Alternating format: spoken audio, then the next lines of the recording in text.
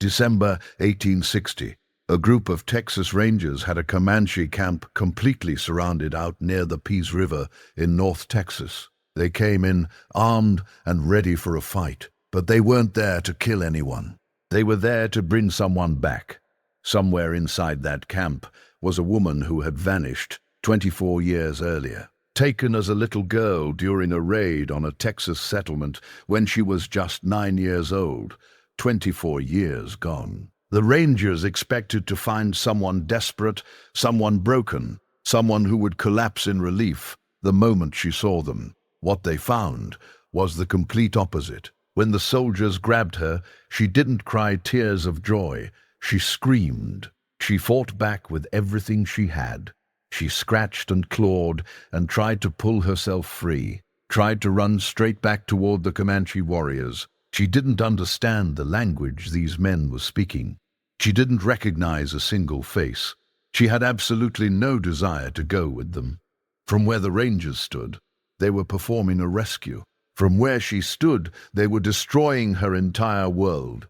But here's the part that makes this story even harder to sit with. That woman had children in that camp. She had a husband, and one of her sons would go on to become the last great war chief of the Comanche Nation, a man whose life would reshape the entire American frontier. We'll get to him, but before we do, you need to understand what captivity on the frontier actually looked like, because almost everything most people think they know about it is wrong. And the truth is far more complicated than any version you've been told. If you're new here, we cover the corners of history that most people were never taught in school. Hit that subscribe button and stay with us, because this is exactly the kind of story we do. Back in the 1830s and 1840s, the Texas frontier was nothing like the landscape Hollywood invented decades later. There were no sheriffs maintaining order, no cavalry units charging in at the last second to save the day. Settlements were scattered across hundreds of miles of open plains, with nothing connecting them but grass, wind, and emptiness. Families lived in hand-built wooden cabins, sometimes with no neighbor for miles in any direction. News could take days to travel, sometimes weeks, and moving across that same open land was one of the most effective mounted fighting forces the continent had ever produced. The Comanche. By the time Anglo settlers started pushing into central and western Texas, the Comanche had already controlled the southern Great Plains for over 100 years. Their territory ran from present-day Kansas all the way down through Texas and deep into northern Mexico, an area roughly the size of France. They called it the Comancheria, and within that territory they had built an entire way of life around three things: the horse, the buffalo, and raiding. Raiding wasn't random, it wasn't chaos, it was calculated, and it served very specific purposes. Horses were currency on the plains, captives were labor, and holding territory meant survival. When a settlement pushed into Comanche land, the response was often fast and overwhelming. Riders would appear at dawn, sometimes 10 of them, sometimes 50. They moved quickly, they hit hard, and when they rode away, they took everything that had value: livestock, weapons, food, and people. Captives filled different roles inside Comanche society. Some were adopted directly into families, brought in to replace members lost to war or sickness. Some performed the daily labor of camp life, which freed warriors to focus on hunting and fighting. Some were traded through networks that stretched across the entire southern plains. There was a full economy built around the taking and exchanging of human beings. That economy operated for decades before most Americans had any idea it even existed. But what captivity actually felt like from the inside, what it did to the person who was taken, that's where the story becomes genuinely difficult to process. May 19th, 1836. Several hundred Comanche and Kiowa warriors descended on Fort Parker, a small stockade settlement in east central Texas. Around 30 people lived there, mostly families. The attack came in the morning. Multiple men were killed almost immediately. Others managed to escape into the surrounding woods. 5 people were taken alive. One of them was a young woman named Rachel Plummer. She was 20 years old and 6 months pregnant. Rachel and her young son James were dragged away from the fort while it burned behind them. Within hours, she was on horseback, being pushed north across open prairie with the raiding party. She later wrote that she could barely stay on the horse. Her hands were bound. Somewhere behind her, she could hear her son screaming. She could hear him, but she couldn't get to him. By the second day, the raiding party split apart. Rachel was separated from her son. She wouldn't see him again for years, and when she finally did, he no longer remembered who she was. Rachel's account of the months that followed is one of the earliest and most detailed records of Comanche captivity ever written by someone who lived through it. She described being put to work the moment she arrived. Captives gathered firewood. They scraped and prepared buffalo hides for hours at a time until their hands were raw and bleeding. They hauled water. They carried loads during the long migrations between camps. The work did not slow down because she was pregnant. Rachel described marching across open ground in summer heat, carrying heavy loads, given no extra food or water beyond what the rest of the camp received. She gave birth while still in captivity. The child survived the birth, but was taken from her shortly after. What Rachel wrote about what followed next is some of the most difficult material in all of American frontier literature. She described it in plain, direct language, no dramatization, no appeal for sympathy, just exactly what happened. That restraint is the reason it hits so hard. Now here's the detail that changes everything about the Fort Parker raid. Rachel Plummer was not the only captive taken that day. Among the 5 people pulled from that burning fort was a 9-year-old girl. Her name was Cynthia Ann Parker. Rachel endured almost 2 years before she was ransomed and brought back.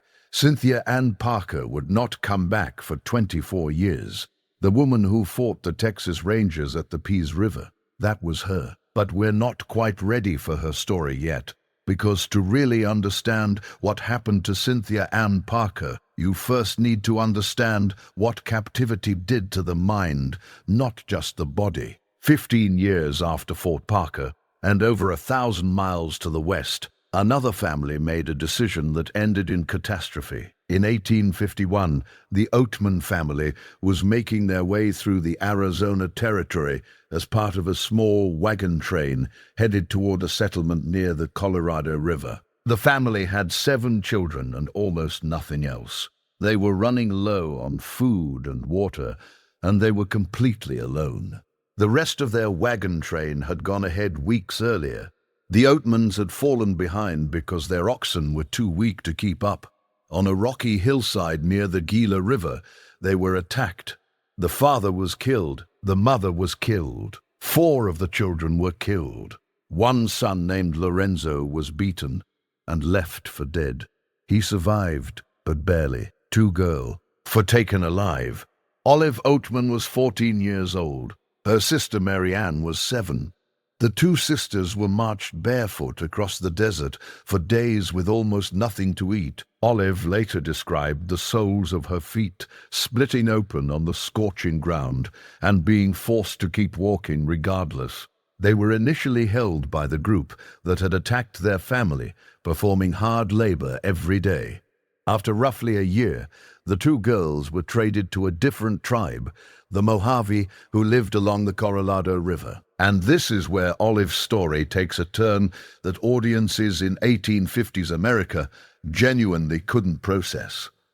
Among the Mojave, the 2 sisters were treated differently than they had been before. They were given land to farm. They were fed. By Olive's own later account, they were brought into the community. Olive wasn't kept in chains. She wasn't locked away. She lived among the Mojave for several years, and during that time she received something that would follow her for the rest of her life. Olive was tattooed. 5 vertical blue lines were marked onto her chin. a traditional Mojave marking. These weren't a brand, they weren't punishment. Among the Mojave, these marks were given to their own people. They were a sign of belonging. Whether Olive understood the full meaning, or whether she had any real say in receiving them, is something historians are still debating.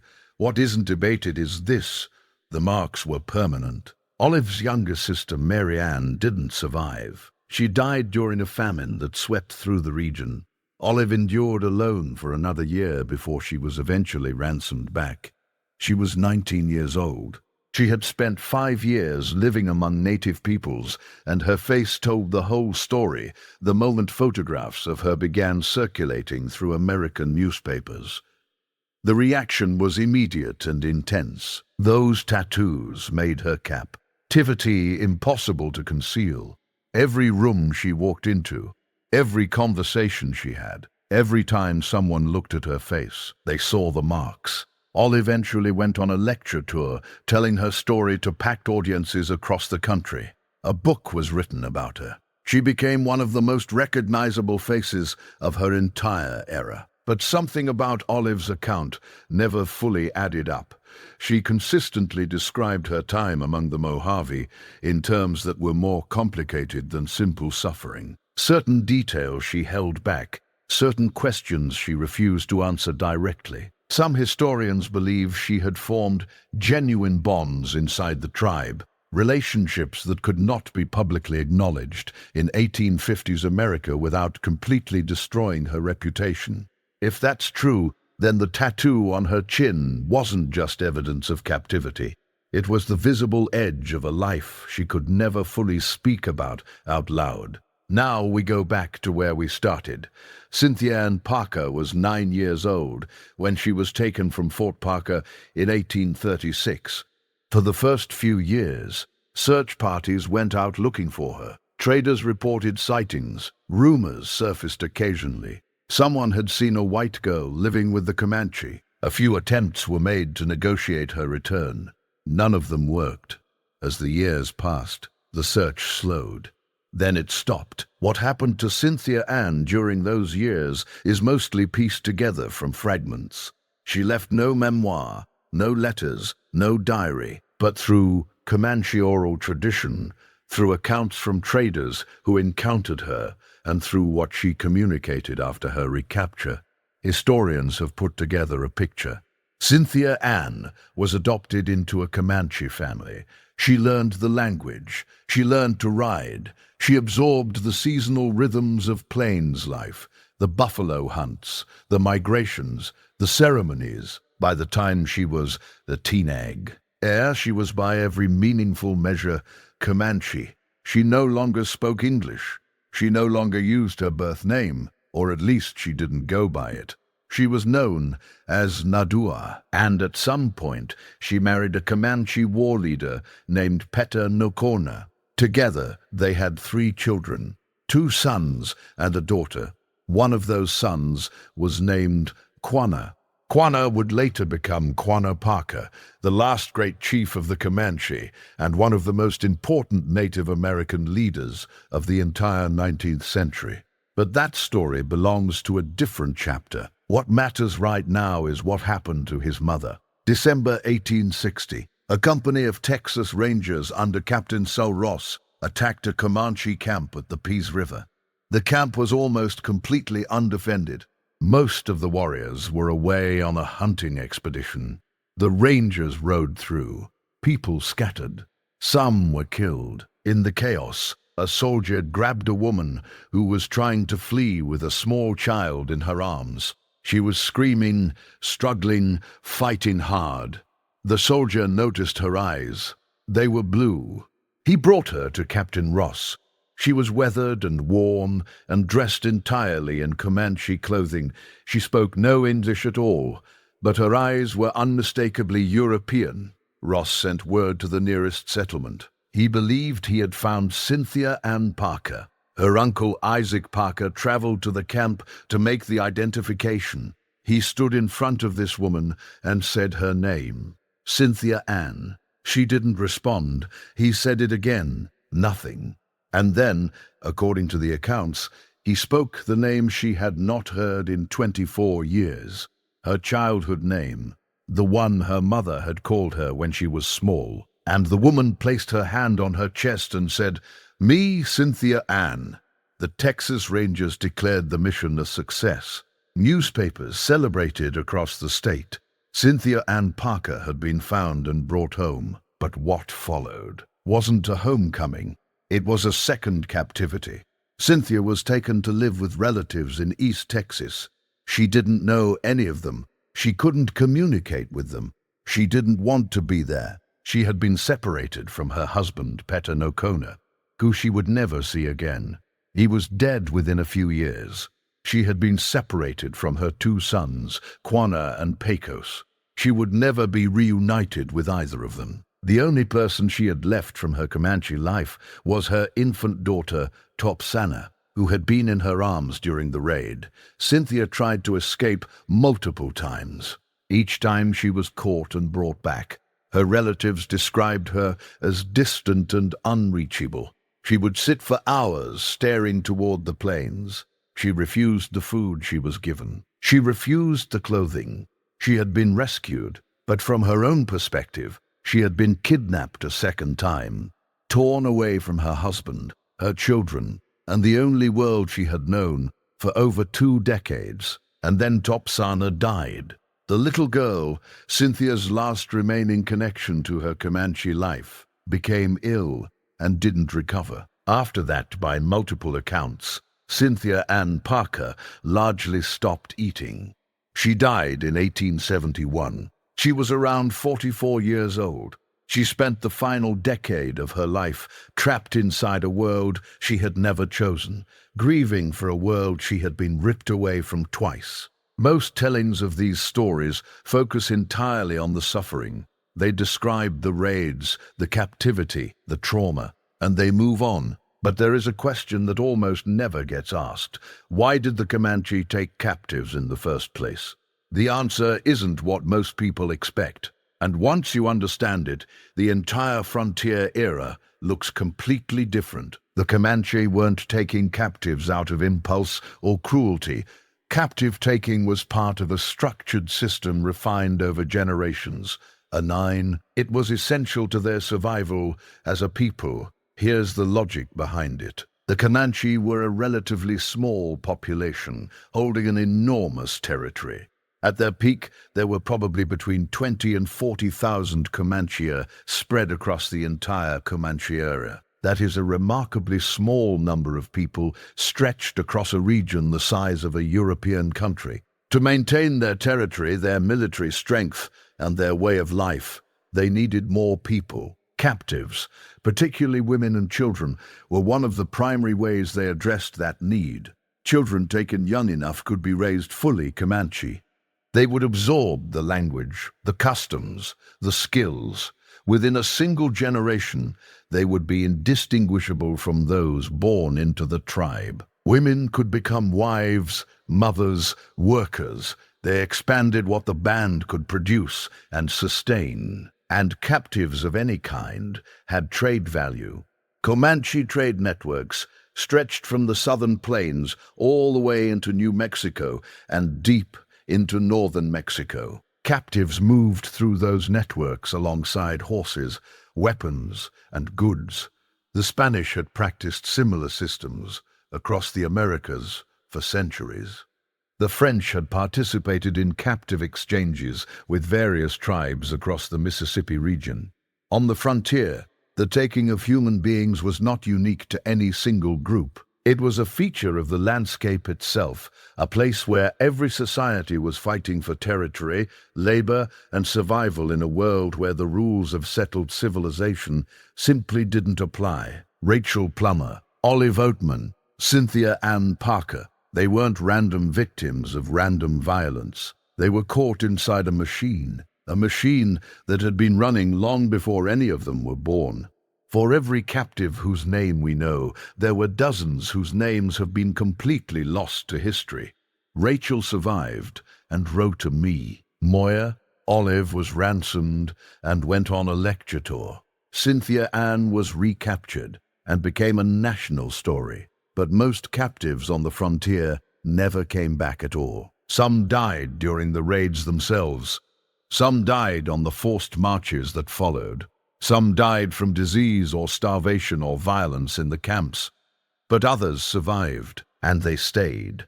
When the U.S. government negotiated treaties with Plains tribes through the 1850s and 1860s, one of the consistent demands was the return of captives. Treaty after treaty included provisions requiring tribes to hand over any white or Mexican captives they were holding. And in many cases, the captives didn't want to go. They had been taken as children. They had grown up inside the tribe. They had families. They had children of their own. Being returned to American society meant being handed over to complete strangers who spoke a language they no longer understood in a world they had never known. Some of them ran away and went back to the plains. If this story hit different than what you expected, that's kind of the whole point. The history we were taught left out most of the parts that actually matter. If you want more of it, subscribe to the channel right now and make sure you hit the like button on this video. It genuinely helps more people find stories like this one. We'll see you in the next one.